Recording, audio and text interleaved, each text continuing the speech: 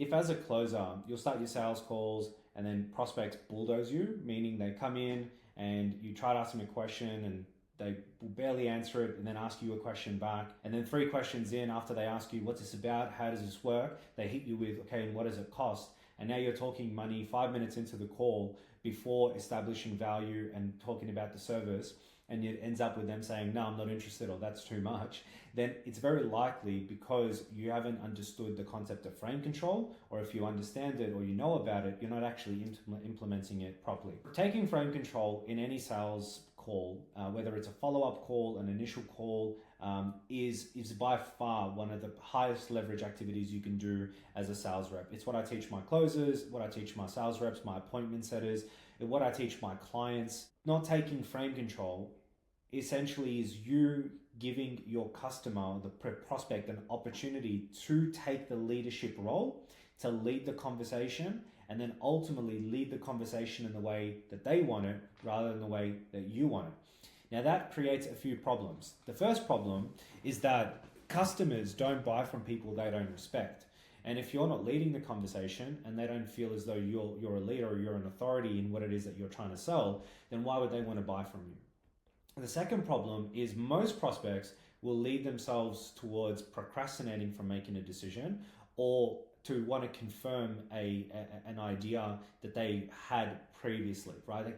Meaning, like if you're trying to sell them on your services to help grow their business and they're already skeptical of marketing agencies or sales agencies, they'll come in looking for that original belief to be confirmed. And so if you let them ask their questions, they'll just essentially lead themselves towards confirming the original bias they have, rather than you asking the questions and helping reframe their line of thinking so that they arrive at the conclusion that you want them to have.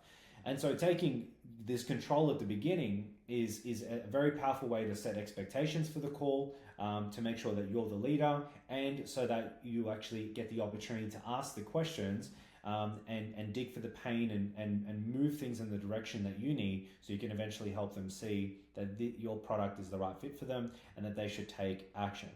Now, I can only show you better than I can tell you. So I've got a couple calls that I've done with live prospects. These are live, real calls where I've taken frame control. So let me show you the first video, and then I'll walk you through my thoughts, and you'll be able to understand as you watch this what I'm essentially getting at. Oh, is that better? Yeah, you got me? Yeah, gotcha. How you going, mate? Good myself. Not too bad, not too bad. Awesome, mate. Did you want to dive right into it? Yeah, I find out what you guys are about, how it works. Sure, yeah, more than happy to walk you through that. What I'd love to know first, just so I know whether what we have to offer is a good fit, is just a bit about the company you guys are currently running and what you got going on. Okay, so residential. So you'll see it happen there, okay? He joins. I could already tell, obviously he's blurred, but I could tell by his face. I've been doing enough of these calls to know when someone's going to be a little bit straight to the point. Joins, hey mate, cool. I made the mistake at the beginning, and I'm happy to share this. I made a mistake by saying, do you want to just get right into it, right? Now, the reason why I wanted to show this is because I make a mistake, but then I correct my mistake, and it'll help you see where I went wrong. So if I go back to this section over here, where I went wrong at the beginning was this. I find out what you guys are about, how... Yeah, you got me? Yeah, gotcha. How you going, mate? Good myself. Not too bad, not too bad. Awesome, mate. Did you want to dive right into it? This is where I go wrong. I go, awesome, mate, do you want to just dive right into it?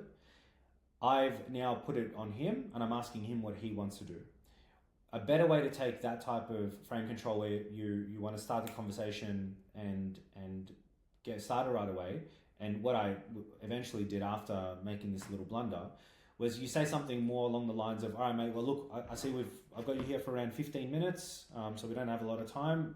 If you don't mind, I'd love to just jump right into it. Now what you're saying is, okay, I can see we've only got a limited time. I'd love to jump right into it if that's all good. And you're saying, I want to jump right into it, meaning that it's up to you. You're the person calling the shots here. You're just asking if that's okay with them, if that's fair enough for them. So the mistake that people typically make in a scenario like this is a prospect will say, I just want to know what this is all about. And then they'll reply and go, okay, well, have you looked at us online, or have you seen anything? Or even worse, they'll go, okay, so look, we're a company, and this is what we specialize in, and this is the service that we offer. And then you'll answer that, and this is what we're about. And then he'll go, okay, and how does it work? And then you go, boom, boom, boom, boom. Okay, how much does it cost? Okay, boom, boom, boom, boom. Before I've even established whether they're, especially this call here is a triage call. So I'm actually seeing if they qualify for us to pitch them, for our services. But instead of answering his question, I took frame control back and I said, yep, no problem. Just before we get into that, I'd love to ask you some questions to make sure this is going to be a good fit. And that now I've taken control, and then he gets into what it is that he actually does. So let's listen to that one more time. Oh, is that better? Yeah, you got me. Yeah, gotcha. How you going, mate? Good myself. Not too bad, not too bad. Awesome, mate. Did you want to dive right into it? Yeah, I want to know what you guys are about, how it works. Sure. Yeah, more than happy to walk you through that. What I'd love to know first, just so I know whether what we have to offer is a good fit, is just a bit about the company you guys are currently running and what you got going on. Okay, so residential building company. Now he's answering my questions. I've taken control of this conversation. So that's one example of frame control. Let me show you the next one. So just for some context, this is the second time I'm meeting with this prospect. The first was a 15-minute triage call. This is actually my presentation meeting where I'm going to go in for the close. And you'll notice that at the beginning of the call, just because it's the second time I've spoken to him, I don't just dive right in and have a conversation and ask him questions or get him to take control. I still take frame control of the second meeting. I take frame control of almost every meeting, even if it's a post-purchase kickoff meeting or onboarding meeting. I'll always take frame control because it allows me to set the conditions for the call and ensures I'm always in the leadership position. So let's check out how I do it in this call. If I turn my camera on, you might be able to see me, man. No, I can see you now. Oh, you can? Okay. Yeah. Beautiful. I'm in the uni the other day, sorry, mate, but I'm on the iPad, so I should be a lot better. That's all good. 5 more days of the stash? Yeah, it's starting to really grow into my nostrils and annoy the shit out of me. Cool, mate. Well, look, for today we've got a bit more time. So the idea of today really is I really want to deep dive now into the business and get an idea on like plans for next year. That's going to help me at least figure out, start to do some estimates on what it could be from an investment point of view, marketing, etc. Like how do we reverse engineer the numbers to arrive at like what you want to hit? Yep. And then I'll walk you through more about. We'll discuss everything today. Everything's going to be put on the table. Cool. So tell me, like right now, from what I guess what we spoke about last time, you've got your project managers. You have, and that's it. It's really that simple. I've laid out the conditions for this call. So I've said I'm going to ask you questions because some of them come into this call expecting for it to just be a presentation on what we do. So I have to take that control back and reset expectations as to what's going to happen today.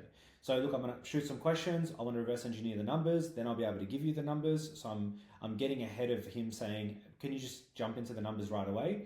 I've let him know I need to know what you want to achieve first so that we can reverse engineer and I can actually give you the numbers. So we've got to do that first. That allows him to now be willing to open up and give me everything I need because he's curious to know what the investment is eventually going to be. Not only that, but there's actually a better way you could set the frame here that I've implemented. I've implemented in other calls and I make an effort to implement on all calls, is by also saying towards the end of that line of, okay, I want to ask you some questions, we're going to do this, we're going to go through numbers, I'll present it to you, is to end it by saying, end that frame, especially in the pitch meeting, by saying, well, look, at the end, I'm going to say, do you want to jump on board? And you can just give me a simple yes or no. I'll do my best to give you all the information you need so that you can make a decision by the end of this call. Does that sound fair enough? And then by doing a line like that, what you're doing is you're getting ahead of, I need to think about it, objections towards the end, or give me a few days. You're essentially saying what's going to happen towards the end. And so now throughout the entire call, they will say yes to that. And then throughout the entire call, in the back of their mind, they're going to be thinking, okay, at some point, this guy is going to ask me if I want to go ahead and I need to give him a yes or no. I've already agreed to that being what's going to happen today. And so they'll really be attentive. They'll really make sure they ask their questions. And it's not weird now towards the end to go in and ask for the sale.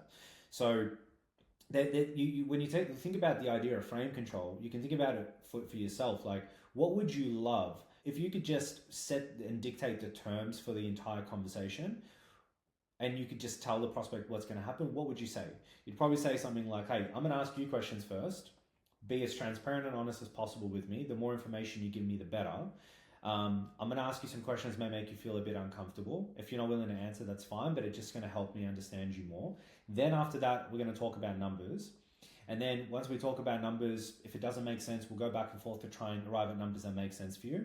And then at the end, I'm going to ask you the big question, and that is, do you want to do it or not? And you can just give me a yes or no, not I need to think about it, not that, you know, you want to speak to your wife or husband or partner or anything like that. Now, obviously you can't say those exact words, but in the ideal world, that's probably what you'd want to say, right? That would be the best conditions you could ever have a sales call on. Well, there is a way to do that. It's just by, you know, practicing different ways of taking that frame and saying those things without saying them so explicitly. So that's the idea of frame there. And then I'll give you guys one more example. And this was in a group setting. So for some context with this call, I was expecting to speak to someone one-on-one. And instead I come in and they're in a boardroom and there are 3 directors. And typically in group settings, it's harder to just take frame control, but I still did anyways. And I'm showing you this just to show you it's possible to take frame control no matter who you're speaking to or how many people you're speaking to. We don't seem to have a video, but just give me a second. There we go.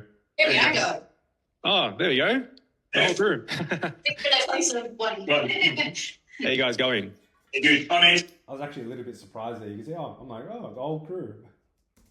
I'm the director. Awesome. Linda and Melissa. Melissa's our ops manager, and Linda's our marketing person, and my wife and art director. So Amazing. Well, it's good to meet you all. Have you got me up on a big TV or? Yeah, actually, yeah. You're like 42 inches at the moment. Awesome. Well, it's good to meet you all. Today was supposed to be a quick call, but I'm happy to take any time that's needed to answer the questions you guys may have. I've got a couple questions I want to quickly just shoot your way, just to make sure that what we do offer is a good fit for you first, and then we can dive into questions from there if that's all right. Yeah, perfect. Okay, cool. So first thing I'd love to know is that. And then I just jump in. I've taken frame control now of a group setting. Yep, I'm happy. I want to answer some. I know you guys have got some questions, but first I just want to get this out of the way if that's okay. And now I've got control of the conversation, even in a group environment. Again, when you are able to take frame control, you gain respect from the customer. You're going to put yourself in a leadership position, and people buy from people they're being led by. Next is, by taking frame control, what you're going to do is set yourself up to carry out that call in the sequence that you need so that you end up with a close towards the end. And it allows you to get any objections that you would otherwise have gotten towards the end out right at the beginning, especially when you say something along the lines of someone of, look, right at the end, I'm gonna after I've given you all the information, I'm gonna ask you the big question, do you want to do it? You're gonna give me a yes or no, and if it's a no, that's fine. If a yes, great. And by saying that, if they then turn around and go, oh yeah, like everything sounds good, but I'm not going to give you a decision at the end of this. Like I want to firstly like review your contract. I want to take my time. I want to sleep on it. Just, you know, now I'm setting the expectations. Then at least you've got that in your mind as something an objection you can handle throughout your call. You've got more time to arrive at that. Because if you can handle that, then throughout the call, you know, you can get to the end of the call and have it eliminated by that stage. So rather than getting it towards the end with only like a couple minutes to spare to try and handle that objection. So that is pretty much everything that I can think of for now on this idea of frame control. If I missed anything, please feel free to ask some questions in the comment section below. Otherwise, if you like this video and you want more videos around sales training and more live call recordings and reviews, feel free to let me know as well. Until next time, take care.